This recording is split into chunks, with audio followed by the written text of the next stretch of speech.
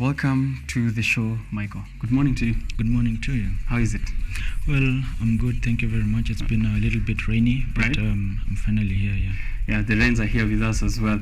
Did you just fly in from the south, or have you been around with us? Well, I've been around for a while now, yeah. Okay. Yeah. What is your role or capacity at the New South Institute? We've had conversations with a couple of your directors there as well.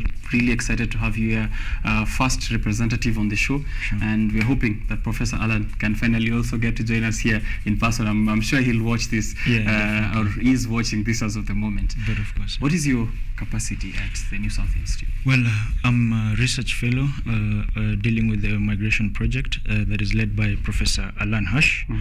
So we're looking at the trends, basically we're looking at viable pathways on the continent through which we can enhance migration and free movement on the continent. Right. Yeah. Calling this migra?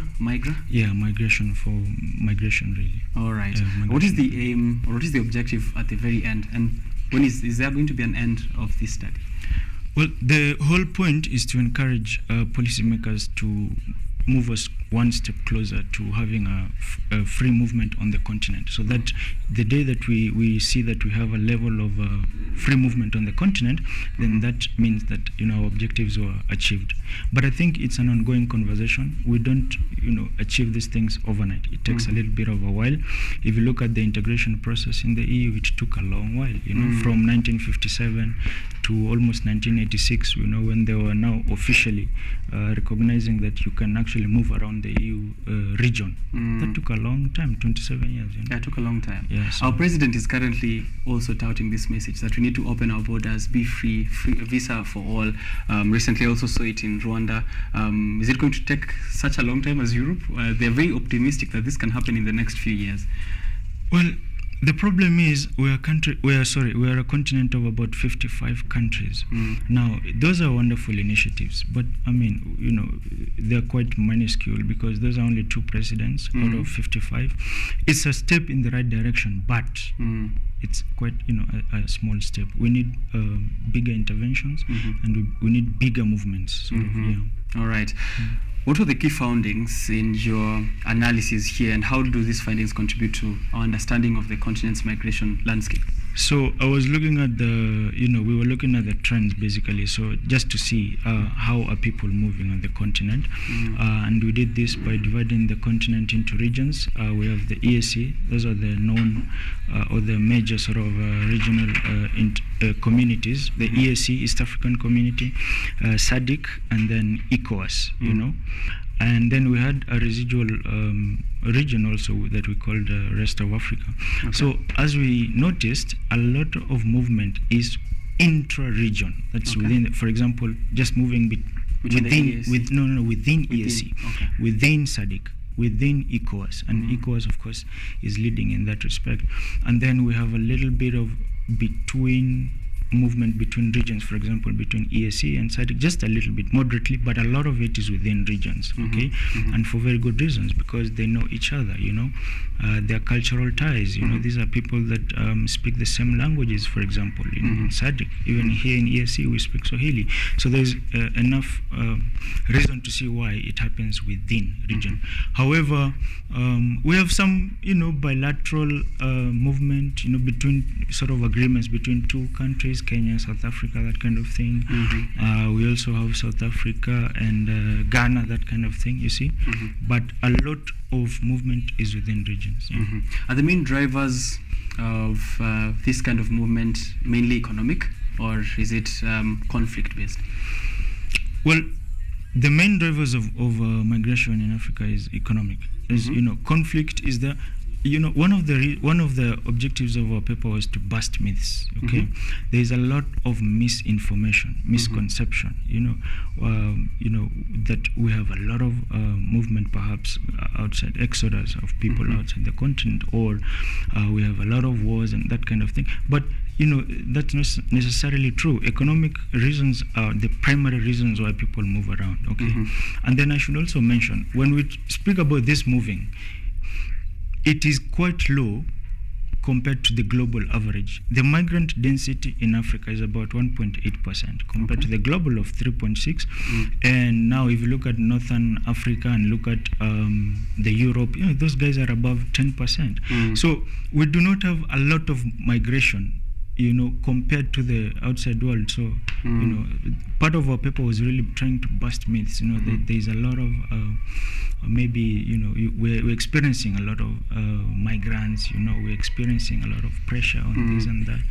Yeah, well, that's not the case entirely. All right. Still, though, the report mentions that Africa's population has grown significantly since 1990. How does this population growth relate to the increase in the number of migrants in Africa and maybe workers, as highlighted in the report? Well, there's been a significant increase in the population of Africa. The reason why we're looking at that statistic is there has been a less growth on the migrant density or also on the population of migrants. But if you look at the globe, there has been less growth in population, but more growth in terms of migrants. In Africa, we've had a significant increase in population, but the migrants haven't increased that much. We need to stop looking at migration as malaria, as a pandemic.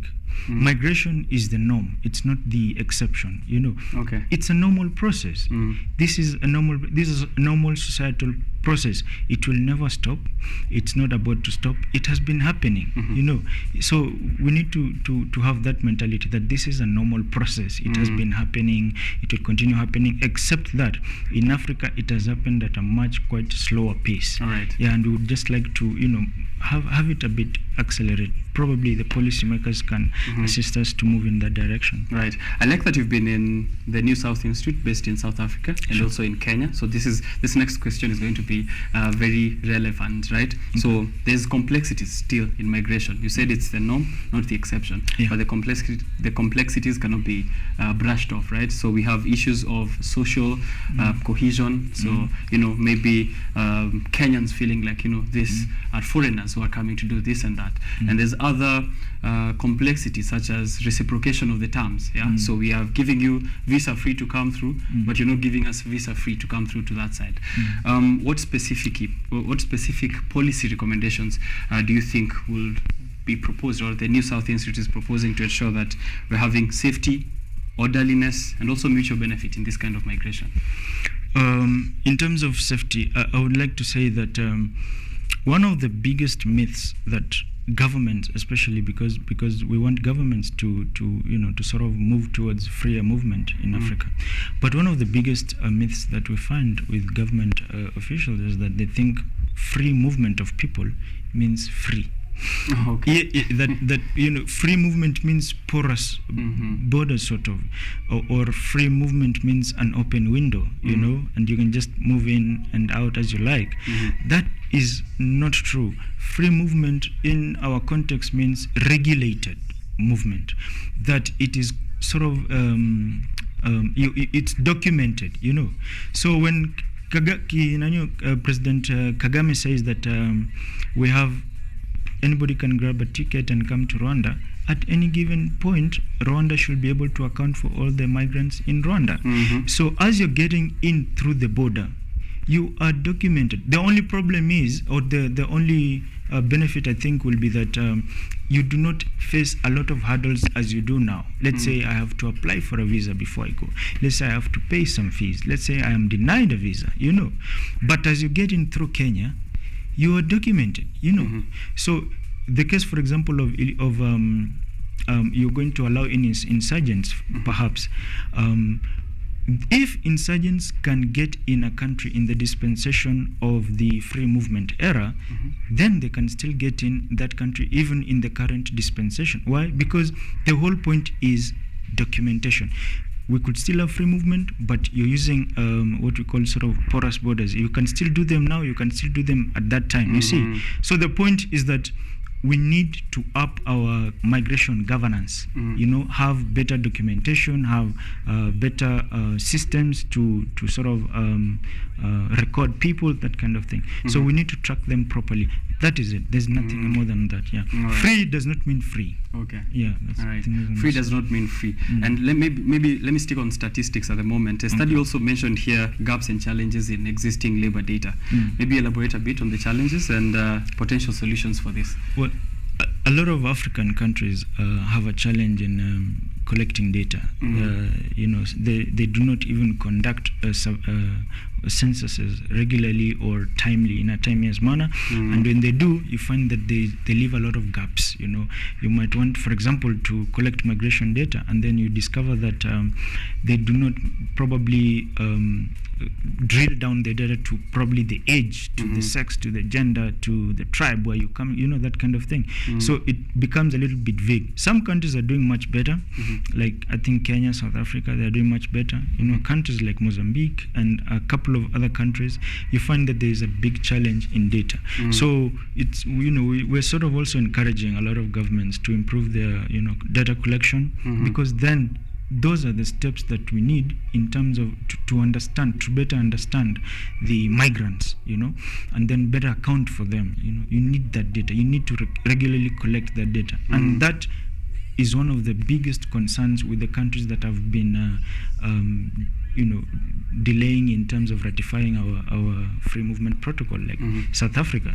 They've had major concerns that other countries are not able to properly document their migrants. All right. We have a very big concern, a very huge concern when it comes to brain drain as well. Let me take you back maybe to the challenges still of the complexities of migration in Africa. So we want remittances. One thing I noticed that you've mentioned here was that Africa is a place of origin, transit, and migration, I think, right? So we need remittances. We need people to go out there. Let's say, for example, from Kenya to South Africa, but we still need these people, not this kind of labor, not to leave our service sector, right? We need these people to also contribute. Is there a possible harmonization or a way that we can make sure that we're balancing out these two needs? We really need the remittances, but we still need our people around. So we sort of can't have our cake and eat it at this point. Is it possible to make sure we have it? Well, so yeah, Africa is a country of origin, transit, also destination. So a lot of migrants, actually the majority, they will originate from the continent and still terminate on the continent, around 52%. Okay, but on the other side, that's huge. Yes, that's fantastic, because that is what we are encouraging. Although, as I previously said, it is still low. Okay. And now this brings me to the nexus between development and sort of migration. We have what we've noticed on the trends paper is that countries or regions that have low income tend to have low migration, number one, and number two, we always tend to have more people leaving than coming. So that is typical of the African continent. It's not entirely unexpected, okay, because you'll find that more people will want to go out for labor, and probably others, very few will be wanting to come in. So to your question about remittances and all that, remember, migration has an agency of itself. Okay, so if there are incentives to go, you cannot stop. Kind of. You can. I don't want to use very hard terms, but if there are incentives to go, you can, and that's what we see on the African continent, because we are basically a continent of sort of low income. That is what you see in Asia. That is what you see in South America. Okay, those regions have low income, and therefore you have to find more people living. Okay, but is it entirely a bad thing? These are skilled people sometimes, skilled people who have found opportunities elsewhere, and that is agency in itself. There is an incentive for that individual. They will always go. But is it entirely bad? I don't think so. Why? Because number one, we have the concept of remigration. A lot of people will always try to, even before they sort of retire or become too old, they will always want to remigrate back home. Remigration is sort of migrating back home. There is that. And number two, they send back remittances. So we should probably be asking, what are you doing with the remittances? The remittances, Kenya, the biggest foreign exchange earner now for Kenya is remittances from the diaspora community. So that money can be used to raise our levels of development, number one. And then once you do that, you reduce the propensity of expats to leave. It does not reduce migration, it reduces the propensity of expats to go, because migration will definitely increase with an increase in income. And then it also sort of, now you're sort of an attractive destination, so you can also sort of attract more expats. So that is one way to deal with it. But migration has an agency of itself. Okay. People, that's typical in Africa, in Asia, in South America, and it's not the case for North America, for Europe and the Americas, because they're high income areas. They just have more immigrants than immigrants. Okay. Yeah. The research indicates as well that 62% increase in international migrants hosted by African countries between 1990 to 2020. What factors have contributed to this rise, and how do you think this might influence maybe future demographic and economic trends in the continent? Well, international migrants have not been that much on the continent. That I will tell you because of one thing, because we are a low income region. Yeah, we are a low income region, so it can't be increasing. It must just be that we have more immigrants, so it's not increasing. Okay. The 62%, I think you're referring to the intra-Africa, the migrants that are coming to Intra-African. Yeah, so that is just within the continent because of our communal ties, because of our common languages, commonalities, and our common heritages. But as I started by saying in this interview, that is still a very low figure compared to the globe. Yeah. All right. Yeah. There is a report that migrant workers tend to be more hardworking and do a bit more than the locals. Let's say if it's someone from South Africa in Kenya, or someone from Kenya to South Africa, it feels like the migrant is working harder than the locals of the citizens of that republic. How does this affect the migrating patterns, and also what opportunities or challenges does it represent? Well, remember now you're probably in a foreign country, so you have needs. First of all, there is what got you away from home, and then you need to survive in a foreign country. So your level of motivation is definitely going to be higher than the local, the natives, so to speak. And sometimes you might even find that you're willing to take, below a smaller wage kind of, and that sometimes causes a tiff between the natives and the non-natives. However, what is proposed is that migrants are encapsulated within the bigger framework of labor in a country. For example, give them benefits, give them their rights, and then so that they don't have to cut corners and maybe say they can take lower wages. Give them some rights. So the bigger problem we have in Africa, because we have not ratified the free movement protocol, you find that people who are not in their native countries and do not have maybe proper documentation tend to shy away, and because of that shying away, they cannot get conferred rights upon them, and then they just now start sort of creating an underground economy or an informal economy, and also brings issues in that gaps in labor data as well. Yeah, and a case in point, South America, how they have integrated, they just came up with with an agreement where all the within the region there were a couple of people who are not within their proper countries, but they just gave them rights for 2 years. For 2 years, just try and exist with proper rights, and then after that, they tried to relook at the migrants and look, do we need to give them permanent stay or not? Okay, so you see that works very well. Imagine you've stayed without rights for 2 years, and then they give you what to do. You can do this, you can be employed, you can go and work. You will sort yourself within those 2 years. And then after that, they look at you and they say, okay, fine, you're no longer an illegal migrant, now you have your rights. The same thing also we can speak about the European Union. Since 2004, we have had around 13 countries join the European Union. Just by the simple act of joining the European Union, all the illegal migrants that were not legal, they become regularized with one stroke of the pen, because now you've been conferred rights upon you. You can work, you have residency, you can own property. So I think that's there's benefits to really wanting to enjoy that greater free movement protocol. Yeah. All right.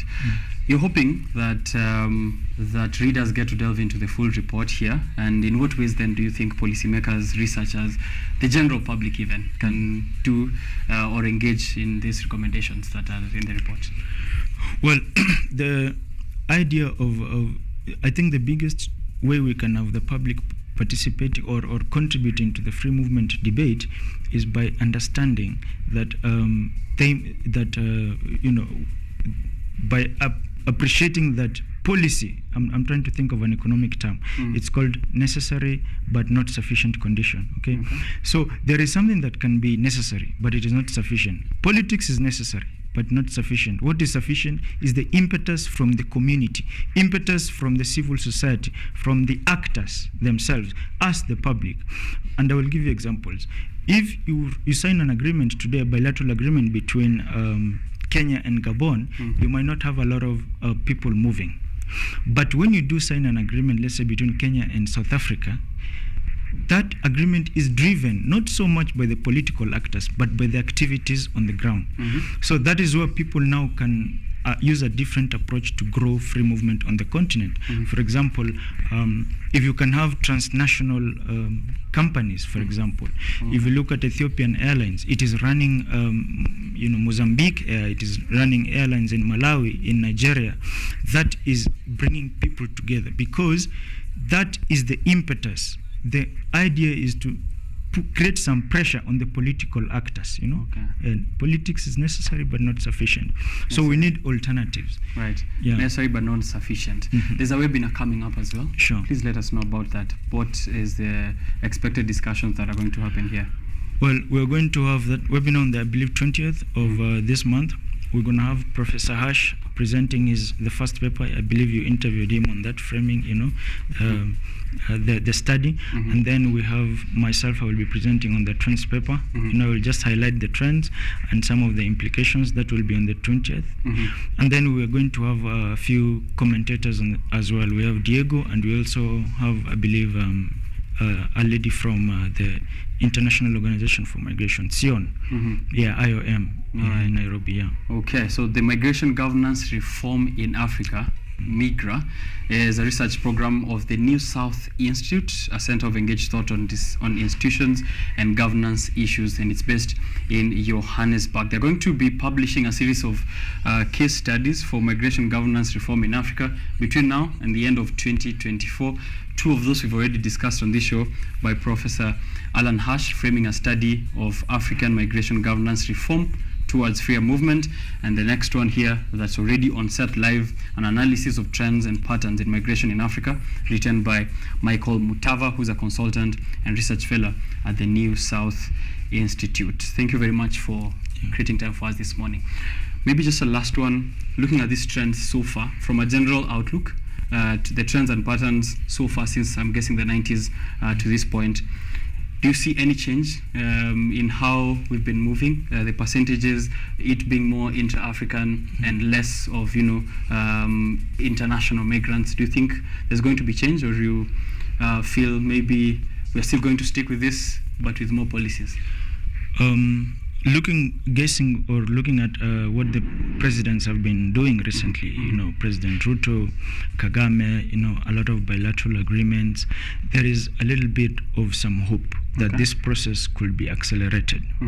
And why this is important also that we accelerate it is because there is generally an anti-migrant sentiment in Europe, in America. Remember the other day, Italy, French, Germany, all of them, have created tougher anti-immigrant rules. They're having all those policies coming up that kind of don't want people going to their countries anymore. So I think if the presidents in Africa can wake up to that reality, there will be an acceleration towards having a freer movement on the continent. But again, there are also setbacks here and there. Just about 2 days ago, South Africa came up with a white paper on migration, and what it does really is it tightens the noose. It is, it's a little bit not working towards taking us to a freer continent. It's a bit inward looking. So they are a bit optimist and then they are pessimists. So we don't know really, but I believe I want to be an optimist because the report is really optimistic. We want to tell that there is some hope for our continent in terms of encouraging free movement. But what I must say, as I probably come to an end, is that migration should be considered almost as a freedom. If you look at the statute that established the European Union, the 1957 Rome Statute, the way they capture the free movement protocol, they call it the 4 freedoms. The 4 freedoms, and they evolved, and very importantly, in 1986, it was actually now considered as a human right, and it was enshrined in the European Charter for Human Rights. It should be that. Yes, right? And it should be considered as a freedom. You just need to move around. Right. If there's an economic opportunity for me in Tanzania, it should be easy for me. It should be easy for you to just go, because again, what is the joy in also trying to lock yourself within very small markets?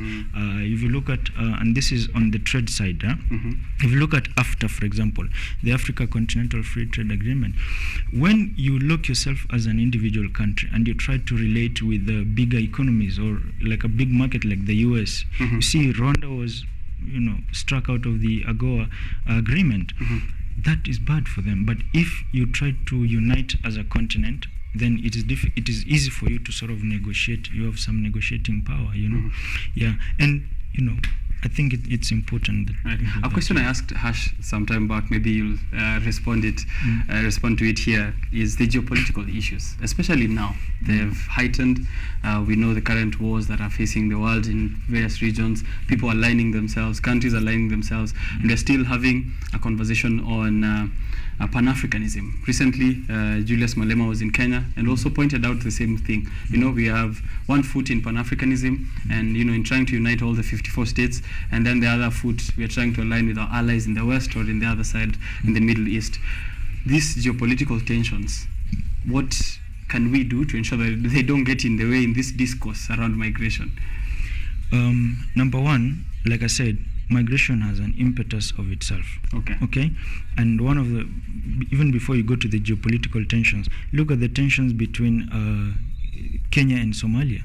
Look at the tensions between South Africa and Zimbabwe. But we still have a lot of movement between those two countries. Why? Because there is an urgency unto itself, So one of the important things that you will find in our study is that Somalia is our biggest, you will be shocked, Somalia is our biggest sending country. A lot of, yes, it's the leading for Kenya, from not remittances, the migrants. Oh, migrants. Yes, a lot of them for Kenya, in Africa, they're coming from Somalia. Okay? But that is not entirely unexpected. Why? Because the value of exports of Kenya to Somalia are about, and this is for 2021 data, around 122 million US dollars. That's a lot, considering we have big economies like South Africa. We did around 36 million with them. We did around 155 with South Sudan. So for Somalia to register that amount of exports for our country, it just shows you that movement then cannot be stopped. So I would just say, if there is an incentive to move, people will move, irrespective of the geopolitics. Now the UK left left the European Union in the Brexit, but we're still sending. There's still actually movement of labor, a lot of it. Even you can see they are sourcing from elsewhere now. Kenya has sent nurses to the UK, so it's an impetus. As long as it's there, it's going to happen, irrespective of the geopolitics, I believe. All right. Yeah. Michael Mutava, thank you very much for joining us here. Most welcome. All right. I'm hoping I'll have you here again. Yeah. One thing I forgot there is, when is the webinar and is it open to people? Yes, so the webinar is on the 20th. You can find the details on the New South Institute website, as well as the social media. You can just follow us on the social medias as well, and you'll find the registration details there. All right. Yeah. Check out the website, nsi.org.za. nsi.org.za. That's the website to the New South Institute. A conversation we've had there with Michael Mutava Mulei on the movement of migrants, movement of goods, services, and people within Africa. Africa, and we're encouraging that freer movement, hopefully to be realized sooner than later. Sure. Thank you very much. Most welcome. Going for a short break. I'll be right back.